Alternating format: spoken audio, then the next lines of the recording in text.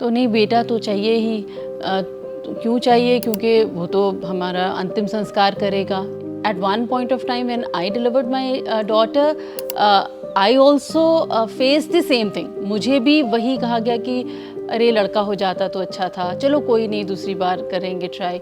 There is a term called engineered baby. Engineered baby. ओ भाई। कुछ ऐसी स्टेट्स हैं, पंजाब है और छोटी जगहों पे, जैसे टियर 2 टियर 3 सिटी में कह रहे हैं, बस अड्डे पर जैसे ही उतरे तो सब ऑटो वालों को पता है, बस कंडक्टर को पता है, वो ये भी बता देंगे आपको, इनफैक्ट लेकर चले जाएंगे वहाँ तक कि क्योंकि हाँ उनका जी, भी कमीशन सेट होगा। कि यहाँ पर होता है। और फिर उसके बाद जब आप बाहर निकलेंगे तो वो बता देंगे अच्छा जी क्या थी, लड़की थी, अब चलो गिरवाने के लिए भी बता देंगे। टोटकों की अलग इंडस्ट्री बनी हुई है। कोई आएगा यहाँ से, कोई चाची आएंगी यहाँ से, कोई आएगा यहाँ से बोलेगा ये ले लीजिए। What are the weird ways have you like figured out कि भाई साहब ये क्या बोल रहे हो? ये मतलब साइंस तो दूर दूर तक नहीं है। देखिए, बच्चे का सेक्स तो उसी वक्त डिटरमाइन हो जाता है जैसे ही सेक्स, मतलब जैसे ही फर्टिलाइजेशन हुआ। अब आप 12वें हफ्ते या 3rd मंथ में कोई दवा दे रहे हैं, तब तक तो बच्चे का सेक्स डिटरमाइन हो ही गया ना। हमने साइंस की किताबों में, बायो में, अब तो सेक्स एजुकेशन स्कूल में भी पढ़ाया जाता है, but for all those people जिन्होंने नहीं पढ़ा है, please X X X Y please समझा दीजिए अरे क्या बहुत। होता है, कैसे बच्चे का सेक्स डिटरमाइन होता है, वो प्लीज समझा दीजिए। तो बेबी लेबर पेन्स में अंडर दी स्ट्रेस ज़्यादा डेवलप होता है।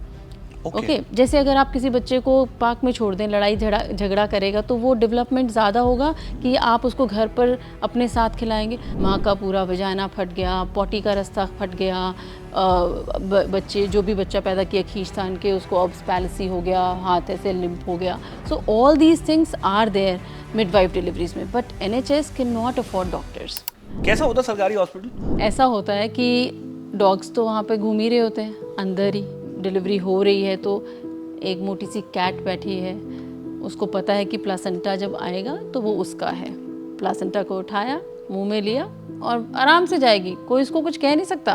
अच्छा, एक कॉन्सेप्ट है एग फ्रीजिंग का, मतलब बहुत सारे लोग सोचते हैं कि हमारी एज निकलने वाली है और उसके बाद एग फ्रीज कर देते हैं, कुछ टाइम के बाद करेंगे। Is it actually a safe option? Is it a healthy option? So kundli match करना इज नॉट इम्पॉर्टेंट, ये मैच करना बहुत ज़रूरी है कि थैलेसीमिया तो नहीं है कपल को। Glad you said that.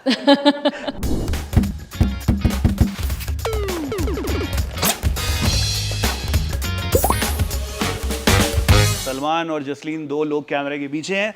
This is what's up एंड ABP life podcast. I am Abir Lahiri. Joining me today in conversation is doctor Aruna Kalra.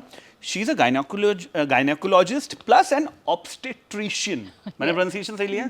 बहुत बढ़िया। ये वो मेडिकल स्पेशलिटी होती है जिसमें चाइल्ड बर्थ के बारे में बात की जाती है। She has come up with a new book called I want a boy. This is basically the Indian obsession with male child. This book is entirely about that. Welcome to ABP Life Podcast. कैसी हैं आप? मैं बहुत अच्छी हूँ और thank you very much for inviting me here. कहाँ से सोच लिया कि इस किताब को लिखा जाए? बिकॉज मुझे लगता है ये एक बहुत इंपॉर्टेंट टॉपिक है जिसके बारे में भारत की जनता को पता होना चाहिए। लोग अब धीरे धीरे सेंसिटाइज हो रहे हैं, लोग समझ रहे हैं, स्पेशली मेट्रो सिटीज़ में समझ रहे हैं, बट आई एम श्योर बहुत सारे केसेस आप अमूमन ज़िंदगी में देखते होंगे जहाँ पे आके सीधे बोलते हैं हमें लड़का चाहिए। So why do you thought of writing this book firstly and then? So जैसे ही मैंने अपना पोस्ट ग्रेजुएशन शुरू किया था ना, तो जब गवर्नमेंट हॉस्पिटल में मैं पेशेंट्स को देखती थी, 6 बच्चे 7 बच्चे, और ये कि भाई क्यों कर रहे हो, इतना गरीब हो, किस लिए चाहिए तुम्हें 7वां बच्चा? तो नहीं, बेटा तो चाहिए ही। तो क्यों चाहिए? क्योंकि वो तो हमारा अंतिम संस्कार करेगा। एक का ये, किसी का ये कि मेरी सास या मेरे घर वाले परेशान कर रहे हैं कि उन्हें बेटा चाहिए है, और यही करना है। मतलब बच्चे तब तक करते रहिए, बच्चियां, जब तक कि बेटा ना हो, क्योंकि वो उतना गरीब तबका होता है कि वो अबॉर्शन और ये ऐसी सोच नहीं सकता। मगर ये गवर्नमेंट हॉस्पिटल का था जहाँ की एक औरत को हम लोग बताते थे कि देखो अब अगला बच्चा नहीं करना है, 2 ऑपरेशन या 3 ऑपरेशन हो गए हैं, अगली बार अगर किया तो तुम्हारी जान जाएगी, तो तुम मर जाओगी, तो अगला मत करना। लेकिन वो फिर भी कर लेती थी, और फिर वो क्योंकि हम लोग गवर्नमेंट हॉस्पिटल में डांटते थे या तो वो फिर किसी प्राइवेट नर्सिंग होम या किसी छोटी जगह पर जाकर, और कई बार आते थे वहाँ से दाई हैंडल्ड केस या छोटे नर्सिंग होम के केसेस जो कि रप्चर हो गया यूट्रस या बच्चा पेट में मर गया, तो फिर कॉम्प्लिकेशंस जो होती हैं वो सरकारी हॉस्पिटल्स में हम डील करते हैं। तो वो रोज़ रोज़ की एक बन गई थी कहानी। हर रोज़ मैं देख रही थी। अच्छा, मैं ये भी देख रही थी कि पेशेंट्स के अलावा नर्सेस जो कि प्रेग्नेंट थी, they were also going through that. फिर मेरी साथ की doctors also were going through that. At one point of time when I delivered my daughter, I also faced the same thing. मुझे भी वही कहा गया कि अरे लड़का हो जाता तो अच्छा था, चलो कोई नहीं दूसरी बार करेंगे ट्राई। फिर जब मैं बिगर हॉस्पिटल में आई, कॉर्पोरेट हॉस्पिटल जो कि बुटीक हॉस्पिटल आजकल कहे जाते हैं, तो वहाँ पे बड़ा ही क्लियर था कि अच्छा हमें पहली बेटी है, दूसरा तो बेटा ही होना चाहिए, तो चलते हैं बाहर अब्रॉड, वहाँ पर इंजीनियर्ड बेबी बनवा लेते हैं आईवीएफ से, जो मेल बेबी होगा वो डलवा लेंगे। ये भी हो सकता है। हाँ there is a term called engineered baby. Engineered baby ओ भाई। तो फिर वो देखा। But is it actually legal कि आप आईवीएफ के थ्रू मेल या फीमेल डिसाइड कर सकते हो? इंडिया में नहीं ना है, इंडिया में तो इलीगल है हाँ, ही। बट वैसे पॉसिबल है, होता है। पॉसिबल तो देखिए है ही क्यों। अरे आपको एक, अभी जब मैं लिख चुकी बुक और अभी मेरे ख्याल से 3 हफ्ते हुए होंगे, तो ये बहुत बड़ी एचटी सिटी में ही शायद न्यूज़ में या किसी न्यूज़पेपर में आया। मेरा पेशेंट बाहर ओपीडी में बैठा हुआ था, and this is I am talking about corporate hospital. First patient थी, जैसे ही वो एंटर की उसके हाथ में बुक थी, साइन कराने के लिए आई हुई थी, तो उसने मुझे न्यूज़पेपर का पहला पन्ना खोल के उसमें दिखाया। आधे पेज की न्यूज़ है जिसमें ये है कि आदमी ने अपनी ट्विन डॉटर्स को ज़िंदा दफना दिया पैदा होने के बाद। तो उसने कहा देखिए मैम ये आज भी हो रहा है। तो मैंने कहा देखिए, मैंने ऐसी कोई, मुझे लगा था जब मैं स्टोरीज़ कंपाइल कर रही थी कि ये अब एक ऐसी बात होगी कि वंस अपॉन अ टाइम ऐसा होता था, लेकिन ये आज की डेट में भी हो रहा है। और बिल्कुल न्यूज़ में आया कि उसे ये लगा कि आईवीएफ से तो बेटा ही होता है, तो उसने आईवीएफ से करा लिया, मगर ट्विन डॉटर्स हो गई। और फिर जब वाइफ ने मना कर दिया अबॉर्शन कराने को, तो पैदा होने के बाद दफना दिया। फिर एक और मेरे पास जेंटलमैन आए जिन्होंने कहा ये क्या बुक लिखी है आपने, सामने का उसी पर पड़ी होती है टेबल पर। तो मैंने कहा कि है लोगों के मन में कि बेटा भी होना चाहिए। हाँ ठीक तो है, तो बेटा तो होना ही चाहिए, मतलब अगर एक हमारे पास बेटी है तो एक बेटा हो जाए तो वो हमारे लिए दोनों तरीके की खुशी हो जाती है ना, तो उसमें गलत ही क्या है। मैंने कहा नहीं, गलत बिल्कुल भी नहीं है, मैं तो सिर्फ बुक लिख दी है, उसमें ये नहीं गलत सही तो आप बताएंगे। तो मतलब इस तरीके की बात मैं जब बुक्स के बहुत सारे चैप्टर्स को पढ़ रहा था, थोड़ा बहुत गो थ्रू कर रहा था, मैं एक चीज़ समझा कि मतलब अगर मैं शायद आपकी जगह होता, या जब मैं इनिशियली, शायद आपके साथ भी हुआ होगा आई एम श्योर, जब इनिशियली आप रहते हो और आपको इतना कुछ गलत दिखता है कि ये क्या पागलों ऐसी बातें कर रहे हो, आप शायद एज अ रिबल आप सोचते हो कि चेंज कर दो सामने वाले की सोच में। बट जब मैं धीरे धीरे चैप्टर्स में आगे गया, मुझे समझ में आ गया कि वो बहुत नॉर्म बन जाता है for a doctor and specially for a gynae, because हर दूसरा इंसान शायद यही बोल रहा है। How do you deal with that? मतलब because it's a stressful thing for you, because आपने पर्सनली भी उस चीज़ को डील किया। हाँ, तो शुरू में जब हम जब शुरू में एमबीबीएस या पीजी करके आते हैं तो बहुत ही ऐसा लगता है कि ठीक कर दें सबका नज़रिया चेंज कर दें, सबको सिखा दें। तो उसमें एक और चैप्टर इसमें ये भी है कि हर तब ये होता था कि नहीं, पहले आप स्टरलाइजेशन के फॉर्म पर साइन करिए तभी आपको लेबर रूम में अंदर जाने देंगे। अब आपका छठा बच्चा है, अब आपका चौथा बच्चा है, तो बच्चा बंदी का फॉर्म होता है, उस पर साइन कराना। और फिर हम उस पर सरकार पैसा भी देती है, तो हम थोड़ा लालच देते थे कि देखिए अगर आप करा लेंगे तो आपको इतने पैसे मिलेंगे। तो एक ऐसी ही लेडी थी जो कि अपना 7वां बच्चा कर रही थी, तो लेबर में थी, और मैंने गुस्से में जैसे अपनी सिखाना है करना है, तो उसे कहा कि आपको अंदर तब तक नहीं जाने दिया जाएगा जब तक आप फॉर्म पर साइन नहीं करेंगे, और इस फॉर्म पर साइन करने के लिए हस्बैंड की ज़रूरत नहीं होती, आप कर सकती हैं। But she was quiet and she did not sign. इतने पेशेंट आते हैं, बिल्कुल मतलब 100 की तादाद में सुबह से लेकर शाम तक देख रहे हैं आप, मेला लगा हुआ है, आए जा रहे हैं पेशेंट। तो भूल गए उतनी देर में, इतने पेशेंट और भी देख रहे हैं, वो फिर भी बैठी हुई है वहाँ पे। तो एक बहुत बड़ा सा एक पठान आया, and she was looking as if like 30 साल की औरत थी और बिल्कुल बुढ़ी लग रही थी। दांत वाँत टूट गए थे, बाल सफ़ेद थे, एकदम हड्डियाँ निकली हुई थी।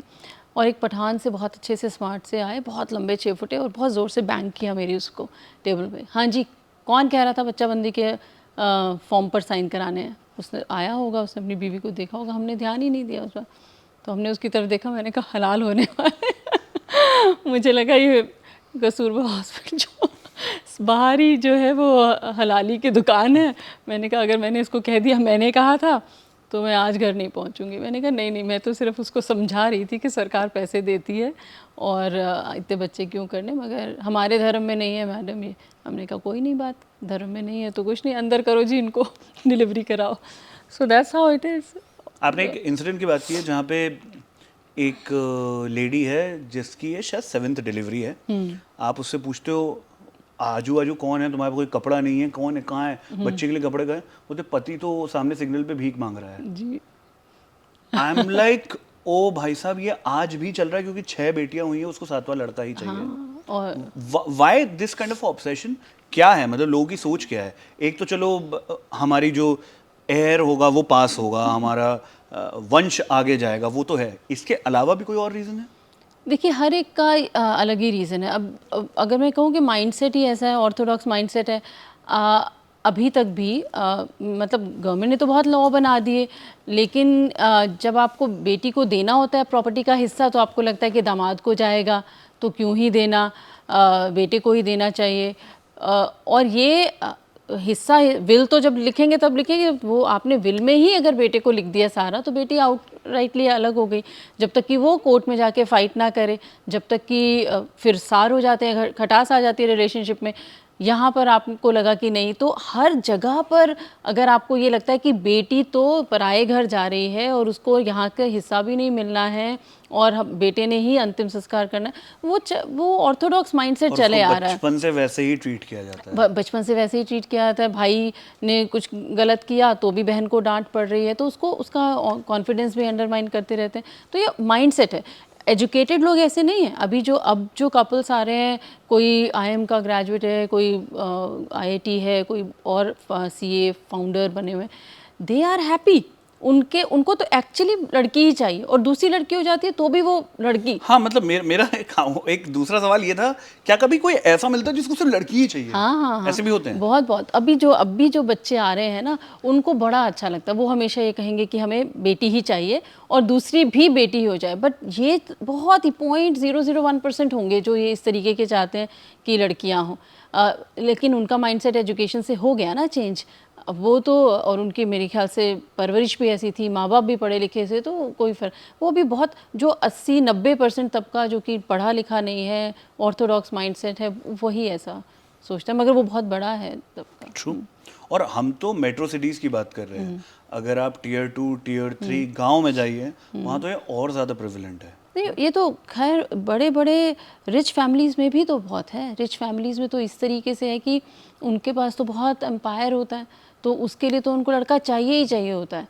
तो मेरी बहुत ऐसे भी पेशेंट्स हैं जो कि एब्सोल्युटली फिल्दी रिच हैं, लेकिन वो लोग लड़का चाहिए, और वो लोग कुछ भी करते हैं उसके लिए। मतलब अगर एक लड़की भी एजुकेटेड है उस घर में, बहू भी एजुकेटेड है, तो वो अपना फुट डाउन कर देगी कि मुझे बार बार अबॉर्शन नहीं कराना, ये क्या है। लेकिन अबॉर्शन नहीं कराना बेटा तो करना ही पड़ेगा, क्योंकि अगर नहीं करोगी तो तुम्हारे हस्बैंड को बिल्कुल भी हिस्सा नहीं मिल रहा।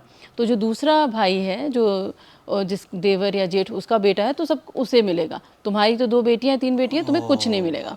तो उससे उसको अपने हस्बैंड का दुख नहीं देखा जाता कि मेरा हस्बैंड को कुछ भी नहीं मिलेगा। अब इतना एम्पायर है मगर मेरे हस्बैंड को नहीं मिलेगा क्योंकि मैंने 3 बेटियां कर दी। तो उस प्यार में वो फिर जाती है दूसरी कंट्रीज़ में, और वहाँ पर जाके आईवीएफ से या इंजीनियर्ड मेल बेबी करती है। दिमाग से पूरा सकपका गया है कि भाई साहब क्या क्या चल रहा है। मतलब सिंस यू वर मेंशनिंग कि ये जाके अबॉर्शन चूज कर लेते हैं, तो ऑफ कोर्स वो कहीं ना कहीं सेक्स डिटर्मिनेशन तो हो ही जा रहा है। इतने आप किसी भी अल्ट्रासाउंड जहाँ होता है, किसी भी पैथ में चले जाइए, सब जगह बड़े बड़े शब्दों में आप घुसते हैं, गेट पे ही लिखा मिल जाएगा कि sex determination is a crime, हमारे यहाँ नहीं किया जाता है। तो भी कहाँ से हो जा रहा है? हो तो सभी जगह रहा है, ये तो ओपन बात है। ये तो है कि देखिए बड़ी मेट्रो सिटीज़ में नहीं भी हो रहा होगा क्योंकि बहुत स्ट्रिक्ट लॉज हैं और सब कुछ है, मगर कुछ ऐसी स्टेट्स हैं, पंजाब है और छोटी जगहों पे, जैसे टियर 2 टियर 3 सिटी में कह रहे हैं। अभी मैं पीएनडीटी और उन सब से भी बात हुई इस सिलसिले में, बुक के सिलसिले में। तो उन्होंने कहा कि हम लोग जैसे जाते हैं वहाँ पर, जैसे ही उतरे बस से, तो ये होता है कि हम इसी तरीके से पूछते हैं कि ऐसा है, हमें ना पता करना है कि लड़का है कि लड़की है, तो कहाँ पता हो जाएगा। तो बस अड्डे पर जैसे ही उतरे, बस से जाते हैं, बस अड्डे पर जैसे ही उतरे तो सब ऑटो वालों को पता है, बस कंडक्टर को पता है, वो ये भी बता देंगे आपको, इनफैक्ट लेकर चले जाएंगे वहाँ तक कि क्योंकि हाँ उनका जी भी कमीशन सेट होगा कि यहाँ पर होता है। और फिर उसके बाद जब आप बाहर निकलेंगे तो वो बता देंगे अच्छा जी क्या थी, लड़की थी, अब चलो गिरवाने के लिए भी बता देंगे। तो ये एक पूरा टूरिज़्म है अपने आप में। और एक इससे भी ज़्यादा हद बात जो है वो ये है कि मतलब इस दर्जे की बात है कि आप हैरान हो जाएंगे। ऐसी टियर 3 सिटी या छोटे टाउनशिप में एक स्क्रीन LCD स्क्रीन लगी हुई है और एक प्रोब जैसा है, उसका कोई कनेक्शन नहीं है उससे, ठीक है, वो अपना चल रही है, ये अपना लगा रहे हैं। गाँवों में किसको क्या पता कि क्या अल्ट्रासाउंड क्या क्या है। उसने लगाया और वहाँ पर देखा तो कभी लड़की का छोटा बेबी का कुछ ऐसा मूवी में पेनिस दिखा दिया, कभी लड़की का दिखा दिया। ज़्यादातर लोग चाहे लड़का भी होता है उनको दिख नहीं रहा, वो खुद भी नहीं कर रहे हैं, उनको पता ही नहीं है अंदर क्या है। ऐसे प्रोब डाला, कुछ हर एक को बोल दिया, ज़्यादातर लोगों को बोल दिया कि लड़की है, लड़का होने के बावजूद, क्योंकि उनको तो अल्ट्रासाउंड में उन्होंने तो अल्ट्रासाउंड ही नहीं किया, ठीक है, तो फेक LCD स्क्रीन पर कुछ भी दिखा दिया। क्योंकि अभी जैसे ही लड़की बोली, उसने साथ वाले नर्सिंग होम में कमीशन है, गया 25-30 हज़ार में वो अबॉर्ट करा दिया, ठीक है। अब कई बार ऐसा होता है कि वो तो लड़का ही होता है। तो अगर डिमांड है तो यहाँ पर सप्लाई भी है, तो सब कुछ है।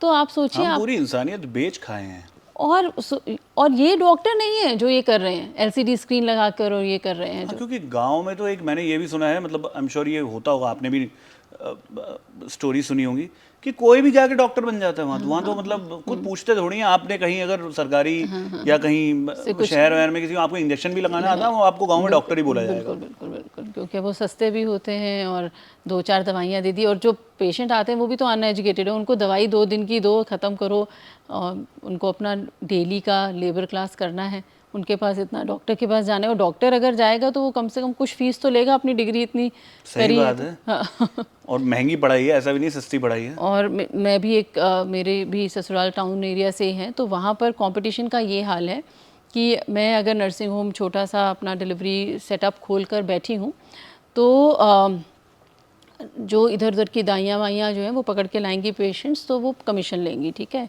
कि आपके पास लेके आए। नहीं तो मैं एक डॉक्टर है डिग्री वाला और 10 कोई नर्स है, कोई कंपाउंडर था, कोई कुछ था, 10 और नर्सिंग होम खुले हुए हैं। और अगर आपने स्टरलाइजेशन, स्टरलिटी सब कुछ मेंटेन करके रखा है तो आपको कुछ कॉस्ट तो लगेगा। सही बात है। लेकिन अब उन्होंने तो कुछ भी मेंटेन नहीं किया। तो जब हमने 20 साल पहले प्रैक्टिस वहाँ पर शुरू की, 25 साल पहले, तो ये हुआ कि वो तो 300 रुपये में कर रही है डॉक्टर, तू 500 मांग रही है, वो तो 300 रुपये में कर रही है। अभी ये 500 मांग रहे हैं, स्टरलिटी तो मेंटेन करेंगे कि क्या करें? फिर कमीशन वाली बोलेगी कि तो आपने तो 500 लिए तो 200 रुपये या 300 रुपये मेरा कमीशन है।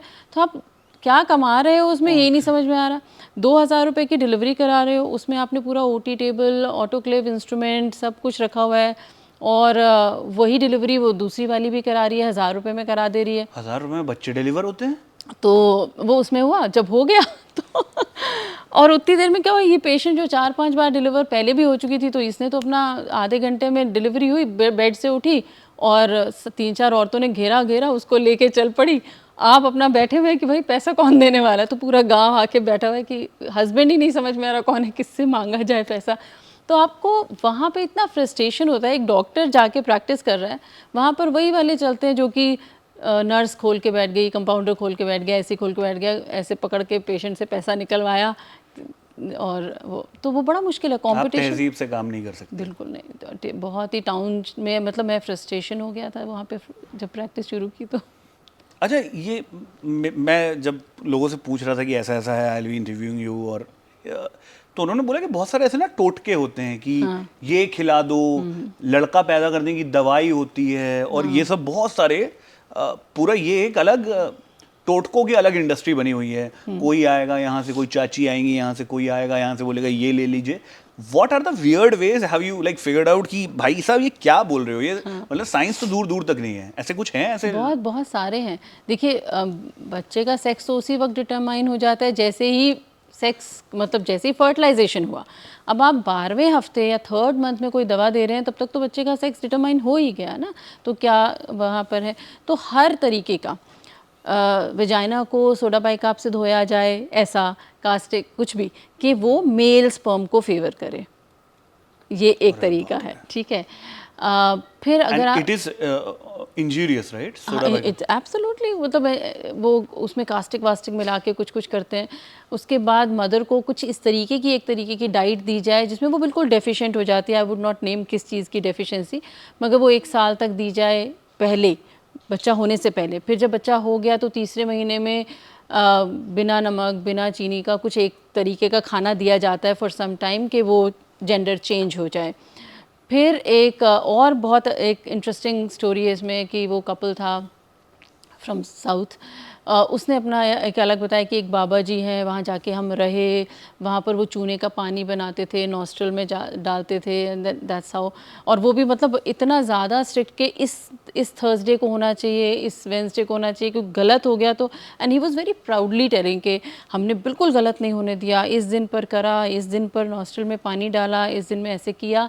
और फिर बहुत प्राउडली डिस्कस करते हैं कि, और उसकी वाइफ भी बहुत खुश हो के बता रही थी कि देखो मेरा पति ने इतना एक तरीका जो है ढूंढ निकाला।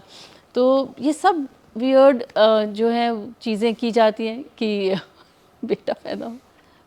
आप डॉक्टर हो, आई रियली होप लोग इस पॉडकास्ट को देखें और कुछ सीख ले।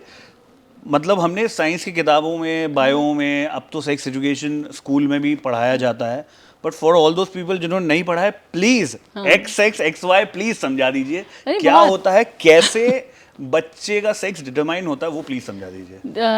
जब एक पेशेंट का ऐसे ही था, तो फिर दोबारा से कि यंग डॉक्टर अरुणा ने एक पेशेंट से बोला कि क्या कर रही हो, तुम्हें पता भी है? सास को बोला कि तुम्हारा बेटा ही नहीं जब वाई क्रोमोसोम दे पा रहा है तो वो कैसे करेगी बेटा, तुम्हारे बेटे को समझना चाहिए ना, वो क्यों नहीं दे रहा वाई क्रोमोसोम। डांट के उसको सास को बोला, वो क्यों नहीं दे रहा वाई क्रोमोसोम्स, क्यों बार बार एक्स क्रोमोसोम डाल दे रहा है, बेटी हो रही है। तो बोली, इसका वजाइना में जो वाई क्रोमोसोम फलता नहीं है मेरे बेटे का, तो मैं क्या करूं। ये कॉन्वर्सेशन हुआ है आपका? ओ भाई साहब। तो ये है, प्लीज एक बार बता दीजिए how exactly sperm and egg meets, और कहाँ एक्स वाई क्रोमोसोम होता है, कहाँ एक्स एक्स क्रोमोसोम होता है, कैसे मिलता है। मतलब मुझे पता है, but for all those people, आप MBBS हो, आप डॉक्टर हो, आप करेक्ट बताओगे। तो स्पर्म जो होते हैं वो एक्स भी हो सकता है और वाई भी हो सकता है। तो ऐसे ही जो फीमेल है वो XX है। तो अगर एक बेटी बननी है तो फादर से X आएगा, मदर से X आएगा तो बेटी बनेगी। लेकिन अगर बेटा बनना है तो मदर से तो X ही आएगा, फादर अपना Y देगा तो बेटा बनेगा। तो इट इज़ क्लियर कि अगर फादर का Y आ रहा है तो बेटा बन जाएगा, और फादर अगर X दे रहा है तो बेटी बनेगी। तो इस वहाँ पे ही हो जाता है। आप तीसरे महीने में आप कुछ चाइनीज़ कैलेंडर फॉलो करने लगते हैं, कुछ तीसरे महीने में दवाइयाँ खाने लगते हैं, वहीं पर हो गया था फर्टिलाइजेशन।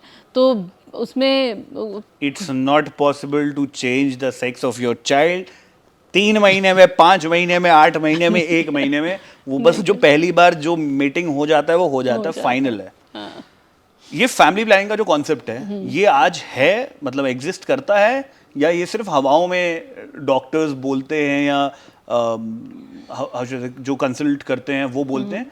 क्या इंडिया में आज भी फैमिली प्लानिंग प्लान होती है? बिकॉज मैंने जितना सुना है, पहले तो कुछ नहीं होता था, पहले बस जो होना था हो जाता था, उसका बस नाम फैमिली प्लानिंग बोल देते थे। आज लोग प्रैक्टिस करते हैं। Contraceptive you mean? Not only contraceptive, मतलब कि इतने टाइम बाद हम करेंगे, तब करेंगे, ऐसे करेंगे, ये हेल्दी होगा, वो होगा, या कॉन्ट्रासेप्शन भी, मतलब not only that, do they actually follow a proper family planning, या बस? नहीं, देखिए, जो वही एजुकेटेड में जो कुछ परसेंटेज है वो तो आ भी जाते हैं प्री कंसेप्शन काउंसलिंग के लिए।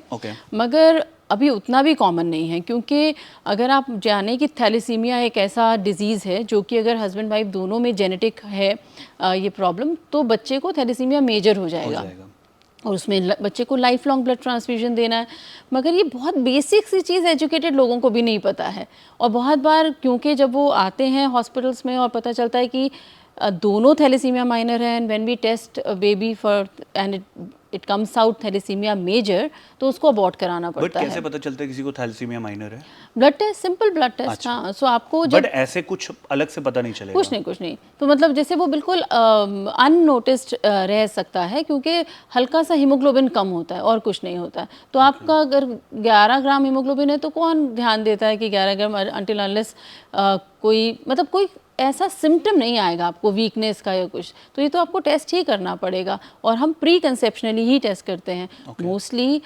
जो मतलब ये अगर आपने देखा हो जहाँ वेडिंग जो शादी.com जैसी चीज़ें होती हैं ना, उसमें लिखा होता है HIV, HBsAg, HCV, sexually transmitted disease and HPLC for thalassaemia should be tested before. So kundli match करना इज़ नॉट इम्पॉर्टेंट, ये मैच करना बहुत ज़रूरी है कि थैलेसीमिया तो नहीं है कपल को। Glad you said that. Glad you said that. Because बहुत ज़रूरी है इस चीज़ को नॉर्मलाइज करना और इसको एक पब्लिक डोमेन के कॉन्वर्सेशन में लाना। बिकॉज हम कहाँ जाए जा रहे हैं, साइंस से बहुत दूर खिसकते जा रहे हैं। साइंस से दूर खिसक रहे हैं, लेकिन लोग जितना मतलब जितना पढ़ लिख जा रहे हैं, कई लोग तो उतना ही ज़्यादा मुहूर्त सिजेरियन कराना और नॉर्मल मेरे डिलीवरी सामने नहीं लिखा हुआ है, मुझे ये अच्छा। पूछना है आपसे, ये जो आजकल एक अलग चालू हुआ है ना कि मुहूर्त डिलीवरी होगी, कि भाई साहब इस बजे इतने टाइम पे ही होगा, दिवाली के दिन ही होना चाहिए, इस दिन ही होना चाहिए। मतलब ऐसा नहीं है कि वो महीनों का डिफरेंस आता है, बट आपको पता है कि है। Firstly, is it actually a safe thing? मतलब और कितने दिन के ड्यूरेशन में, अगर आपका ड्यू डेट है या जो भी 38 वीक्स, अगर कि कितने आगे पीछे करना सेफ है, या एज अ डॉक्टर आप सजेस्ट करते हो? और सेकेंडली, क्या ये करना भी चाहिए? हाँ। सी सबसे पहली बात कि अननेचुरल तरीके से क्यों करना है।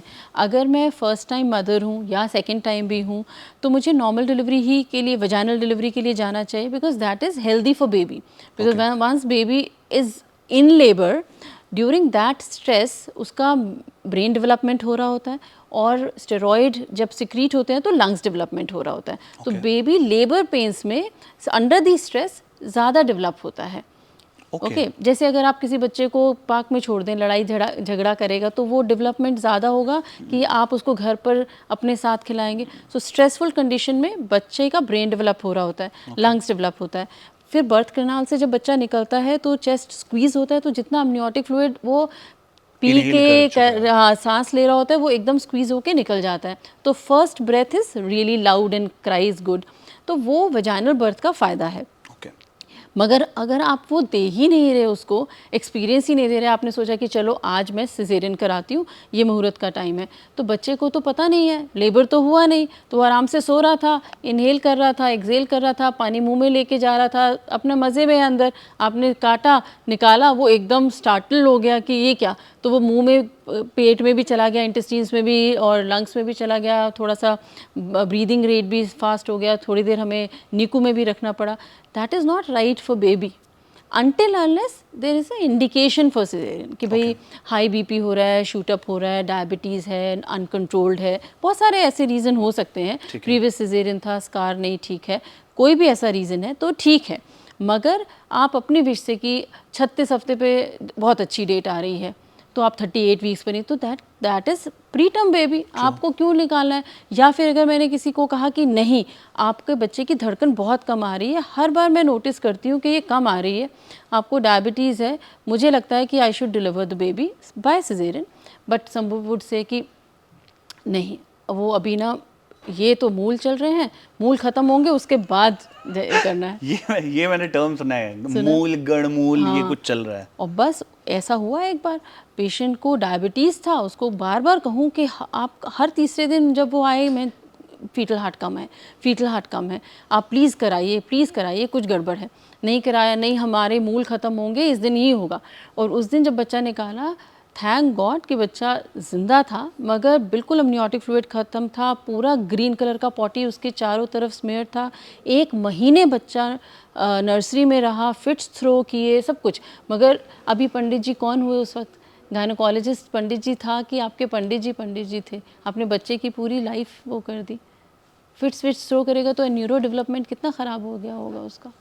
तो ये होता बट फॉर एग्जाम्पल एक हाइपोथेटिकल सिचुएशन है, अगर डॉक्टर ने बोल के रखा है कि आपका सी Cesarean ही सेक्शन होगा, होना है। सिजेरियन ही होगा, सी सेक्शन ही होगा, तो what is as a doctor आप कितने दिन का गैप देते हो कि चलो अगर किसी को मुहूर्त भी प्लान करना, lot of people believe in astrology, मान के चलते हैं कि कितने दिन आगे पीछे माना जा सकता है, क्योंकि आप अगर 2-3 हफ्ते पहले कर लोगे वो तो अनहेल्दी ही है, वो तो सभी बोलेंगे वो प्री टर्म है, लेकिन कितने दिन का आगे पीछे ग्रेस चल जाता है? तो हमारा 38 वीक्स पे बेबी मेच्योर होता है, 36 टू 38 वीक्स पर लेट प्रीटर्म माना जाता है, 36 वीक्स से पहले तो प्रीटर्म ही हो गया। तो जब 38 वीक्स कंप्लीट हो जाते हैं तो हम उनसे कहते हैं अब आप डेट डिसाइड कर सकते हो, 38 टू 40 वीक्स जो भी आप डेट डिसाइड उसके करोगे। पहले 37 पे नहीं होता? प्रेफरेबली नहीं, until unless some medical indication is there। Okay okay. एक कॉन्सेप्ट है वेस्ट में मिडवाइफ का, जो हमारे यहाँ शायद दाई बोलते हैं, वैसे ही है, सेम ही है? अच्छा, तो आर दे एक्चुअली गुड, क्योंकि पहले जमाने में उसी से ही बच्चे डिलीवर होते थे, क्या वो आज भी एग्जिस्ट करता है? मतलब बड़े सिटीज में शायद बहुत ज्यादा ना करता हो, बट छोटे शहरों में, गाँव में आज भी एग्जिस्ट करता है। Are they actually trained? क्या वो उनकी ट्रेनिंग प्रॉपर कुछ होती है? क्या उनके कुछ प्रोटोकॉल्स हैं, या सिर्फ बस ये चल रहा है, रिचुअल फॉलो होता जा रहा है जो पहले से चल रहे हैं, और बहुत सारी गलतियां वहाँ भी हो रही हैं? देखिए, दाई हैंडल्ड केसेस क्योंकि बहुत ज़्यादा सीरियस हो रहे थे और कई बार बच्चों के ह्यूमरस टूट गई, गर्दन पे आ Humerus गया, क्या होता है? ये वाली बोन Okay. पुल करते वक्त, या माँ को नहीं असेस कर पाए ठीक से कि वो कर पा रही है कि नहीं, और दिए गए लेबर पेन और माँ बेबी डेथ हो गया या माँ को परेशानी हुई। इस वजह से गवर्नमेंट ने ही ANMs जो हमारी हैं, आशा वर्कर्स, उनको कहा है कि आप स्पॉट करिए जितनी भी प्रेग्नेंट लेडीज़ हैं उनके दायरे में, जो उनकी टेरिटरी है उसमें आप अपना फ़ोन नंबर हर एक को दीजिए। एम्बुलेंस प्रोवाइड करी है, they should not be any home delivery. They should take the patient to hospital and all the delivery should be hospital delivery to reduce maternal mortality। माएँ इतना मर रही थी दाई हैंडल्ड में कि अब ये हुआ नॉर्म कि एम्बुलेंस प्रोवाइड की जा रही है, आपको फ़ोन प्रोवाइड किया जा रहा है, आप हर एक का वैक्सीनेशन करवाएंगे, हर एक को हॉस्पिटल डिलीवरी कराएंगे।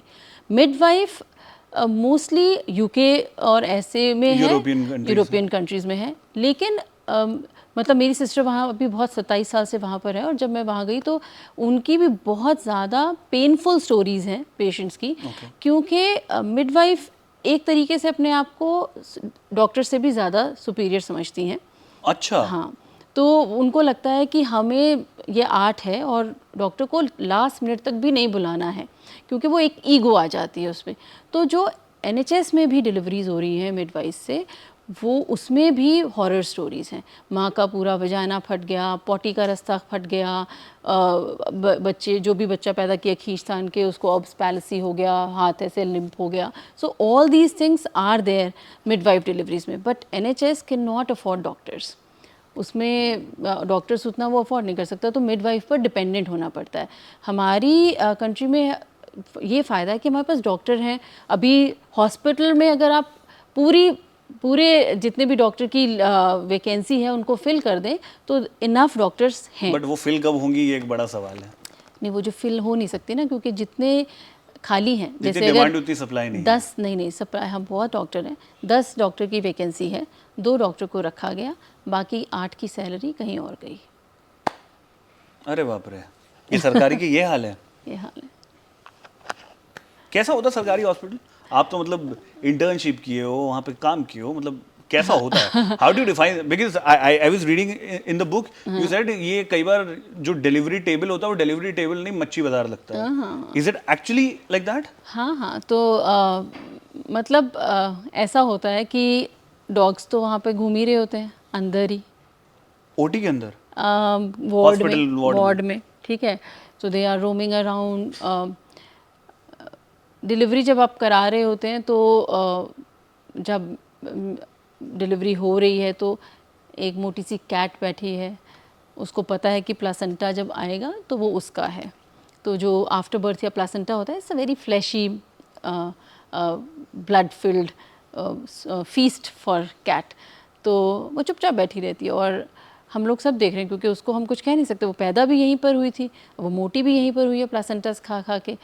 तो वो विंडो सिल पर बैठी है आपने बच्चा डिलीवर कराया, माँ के हाथ में दिया या पीडियाट्रिशियन के हाथ में दिया, प्लासेंटा बकेट में डाल दिया, नीचे गिर गया, she would come royally like a tiger, placenta को उठाया, मुंह में लिया और आराम से जाएगी, कोई इसको कुछ कह नहीं सकता क्योंकि वो तो बहुत फ्यूरियस है।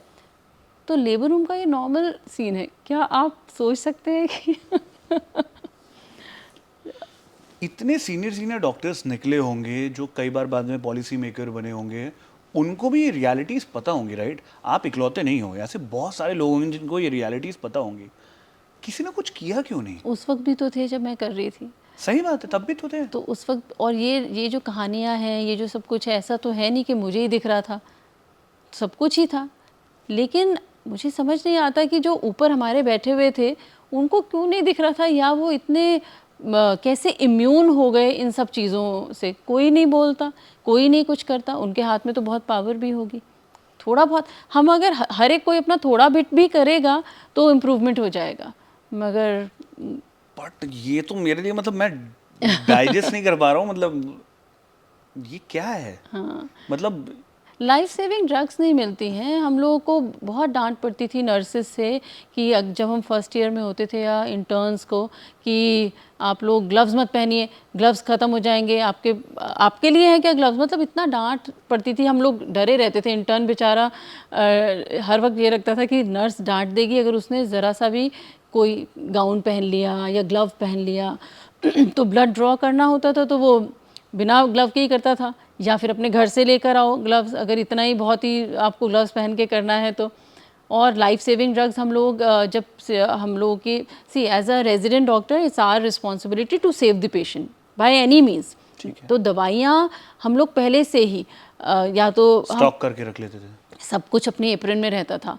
जो लाइफ सेविंग ड्रग्स हैं, जो यूट्रस को क्योंकि end में कंट्रैक्ट करते मिलेगा ही हैं, नहीं। क्योंकि आप जब मांगेंगे तो होगा ही नहीं, तो आप सब कुछ रखते थे। आप धागा भी जो होता था, जो सूचर करने वाला, वो भी सब कुछ सेव करके हमारे लॉकर्स में पड़ा रहता था। जब हम 3 साल बाद निकले तो काफ़ी सारा खजाना था, उसमें हम अपने जूनियर्स को देके गए कि अब आप यूज़ करिए उसको। तो ये सारा कुछ रखना पड़ता था, क्योंकि एंड मोमेंट पे जब ब्लीड हो रहा है तो आपको चाहिए कि इंजेक्शन मेथर्जिन लाओ, तो there is no Methergine. Then you would say कि मेरे लॉकर में पड़ा है, जल्दी से लेके आओ कोई doses. Methergine is a name of injection जो कि यूट्रस जब एकदम ब्लीड करने लगता है तो उसको टाइट करके कॉन्ट्रैक्ट करके ब्लीडिंग बंद करता है। तो वो इंजेक्शन जो है हमें अपने पास सेव करके रखना पड़ता था।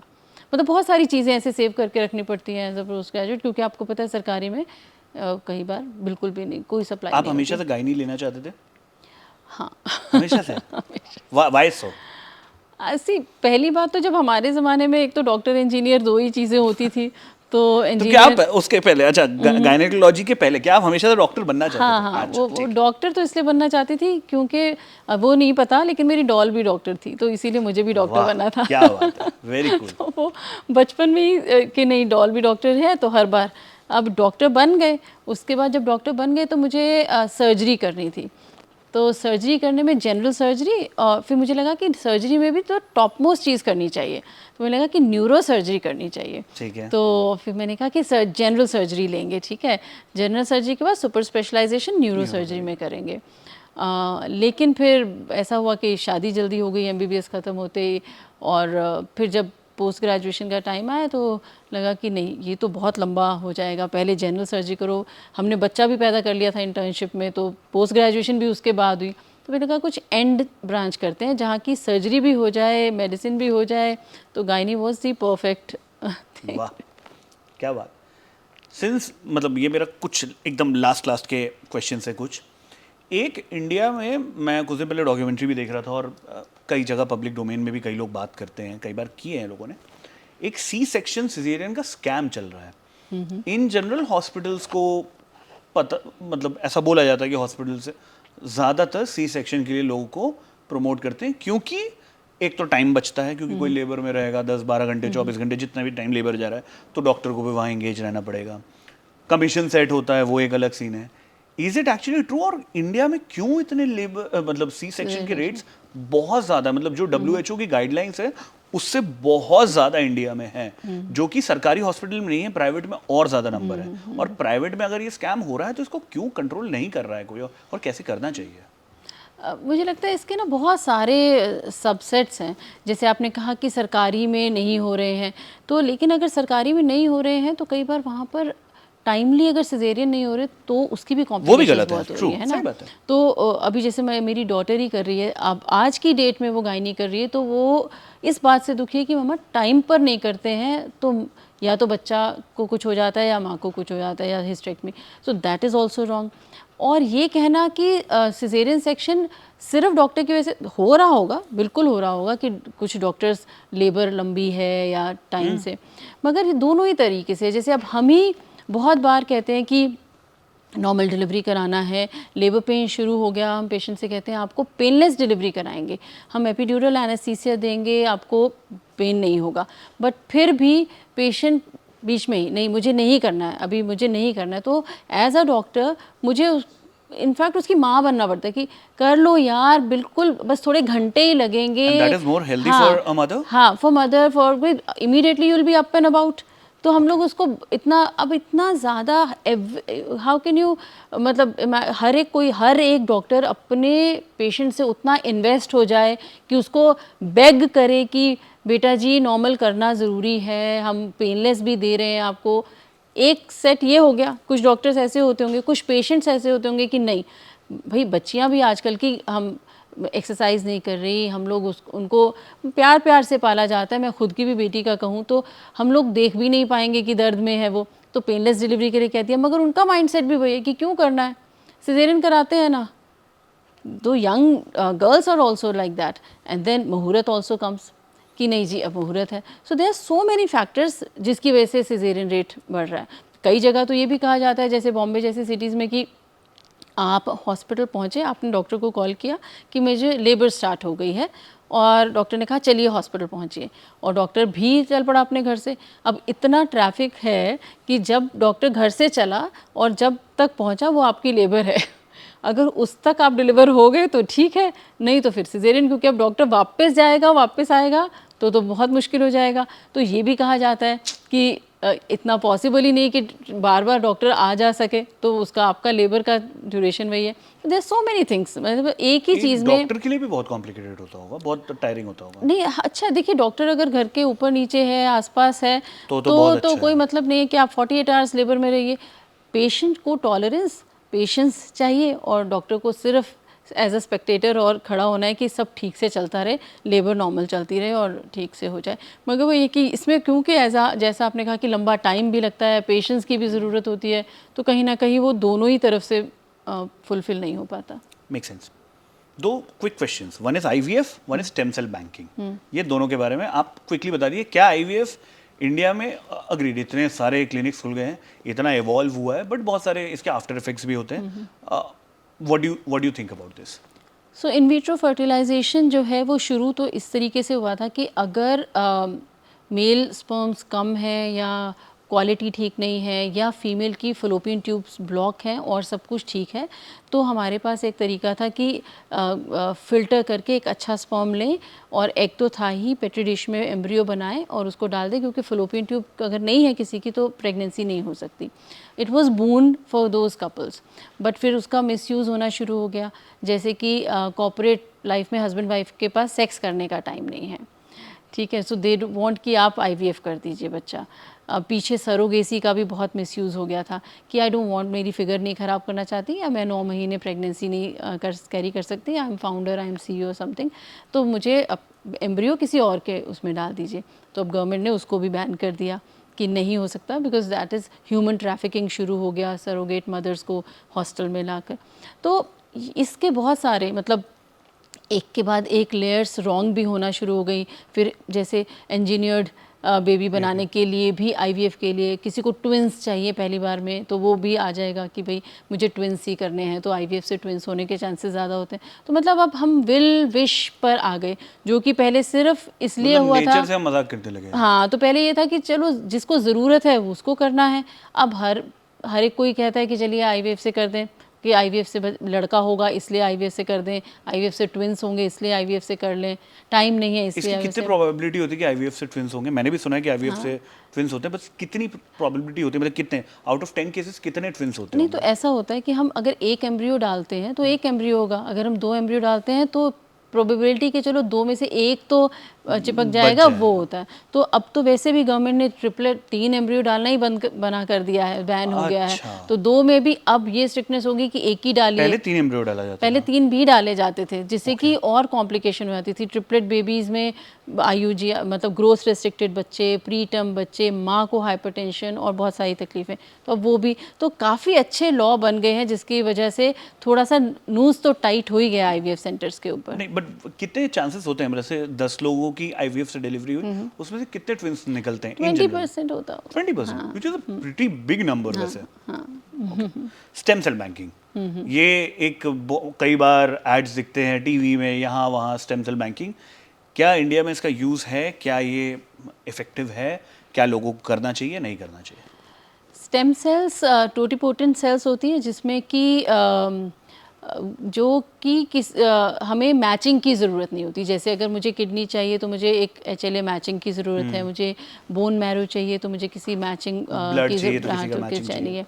इसमें वो मैचिंग की उतनी ज़रूरत नहीं होती है, इसीलिए बहुत ज़्यादा रिसर्च चल रही है कि क्या ये अपने आप को डिफ्रेंशिएट कर लेंगी उसी ऑर्गन में जिस ऑर्गन में ख़राबी है। जैसे किसी को पैनक्रियाज में कुछ प्रॉब्लम है, तो अगर इसको डाल दिया तो वो अपने आप को पैनक्रियाज को हील कर दे, और या स्पाइन को या कुछ। तो ये सब चल रहा है, जिसमें कि सबसे ज़्यादा जो अभी है वो बोन मैरो के लिए, कि अगर किसी को ब्लड कैंसर है तो स्टेम सेल से उसकी सारी की सारी जो ब्लड कैंसर वाली सेल्स हैं उनको हटाकर और स्टेम सेल से न्यू ब्लड सेल्स बना दी जाए।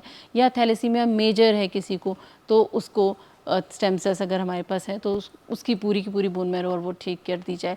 तो ये चीज़ें हैं जो कि कुछ केसेस सक्सेसफुली ट्रीट भी हो रहे हैं, बट अभी बहुत सारी तो रिसर्च चल रही है। बाप रे, तो लंबी जर्नी है। बट क्या करना चाहिए लोगों को, नहीं करना चाहिए? सो ऐसा है कि बहुत ज़्यादा यूसेज, जैसे अगर मेरी जानकारी में अगर 10,000 लोग हैं तो उसमें से किसी एक ने भी को यूज़ नहीं हुआ, तो it is just a term insurance जैसा कि अगर आपके पास पैसा है, आपने इंश्योर कर लिया तो ठीक है। You might not use it, you might not want to use it, है ना, but if it is there you have this sense of security कि हाँ मेरे पास है।